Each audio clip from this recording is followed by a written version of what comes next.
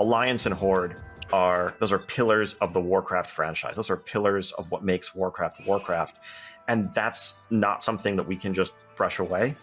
But we have begun to ask ourselves where the edges of that tension lie. We have something like mercenary mode in Battlegrounds that allow players to effectively, disguise themselves as a member of the opposite faction and play there to solve what were major Battleground queue imbalances back in the day.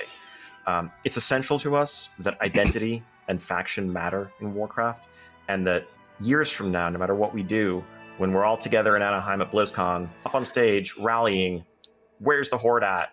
For the Alliance, that there are roars coming from the crowd for each faction. If we lose hold of that, we will have lost hold of something precious.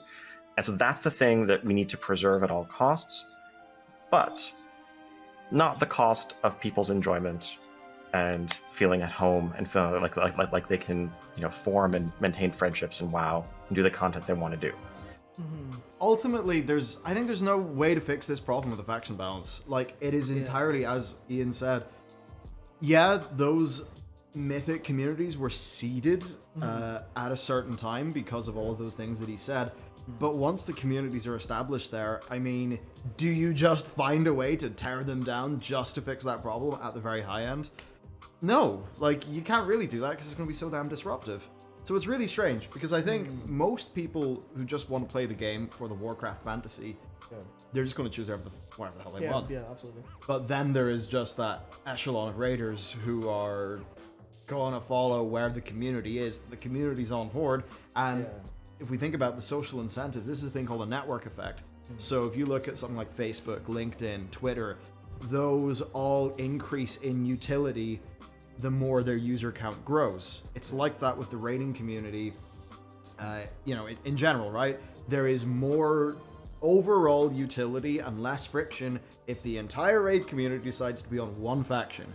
Because then if you've got the same economy in Auction House, you can switch guilds easily, all that stuff. I don't think there's much more to say, so we should probably... It's fundamentally the same as servers.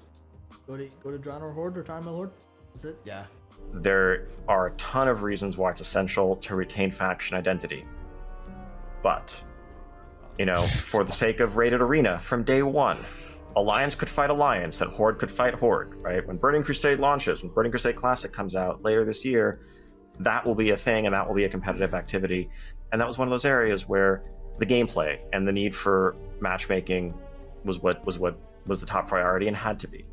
And so, in an ideal world, all these priorities would coexist, but at the end of the day, an MMO like World of Warcraft is about being able to play with your friends, being able to play where you want to be, and arguably, there's greater strength in the faction identity if you feel like you can truly choose the faction that you identify with, that you feel like most a part of, and not have to sacrifice that because you need to be with your group or you want to join a higher rated guild.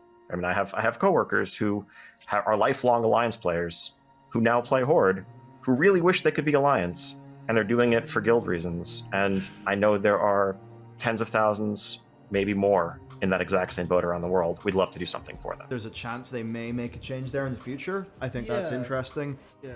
And like the narrative framing, I mean, you just make it so that we have, maybe this happens in game, maybe it's a short story, but I mean, remember the Theramore diplomatic meeting that, all the bullshit happened, and that was a big plot point in like Wolfheart, the novel, around that era. Yeah. So we've had those treaties before. Yeah. We could just have a memorandum of cooperation or whatever be signed between the factions. That could be a neat little bit of story. And once that is done, it could just be like mercenary mode for M+ and raiding.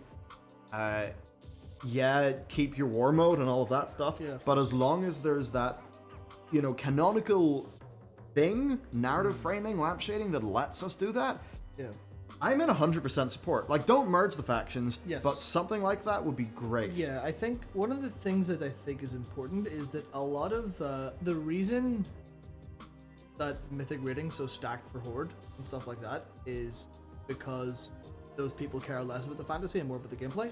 Exactly. So for people who actually want to do that, the fantasy is less important for that end. But for those who actually do, the mercenary mode does the job perfectly. The only problem I can think of there is there'd probably be some significant technical barriers to that. Because you know how you can't find a player in the certain realm, and obviously if you're in a guild, you group up before you go into the raid. There's certainly some technical barriers, but it's very clear there that that's essentially where they seem to lie on it as well. Because obviously this feels like it goes against what he just said about the other stuff, but it actually doesn't.